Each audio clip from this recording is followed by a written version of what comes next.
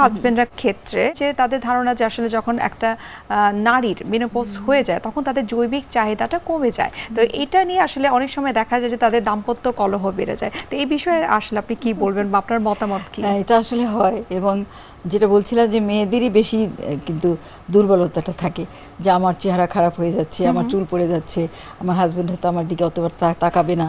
কিন্তু আসলে কিন্তু না, আমরা আবার হাজব্যান্ডদের ইন্টারভিউ নিয়ে দেখেছি, তারা বলে যে এটা তো স্বাভাবিক ব্যাপার, যার সাথে আমরা এত সারা জীবন সংসার করলাম তাকে হঠাৎ করে মেনোপজের কারণে আমার অপছন্দ হবে, এটা তো হতে পারে না।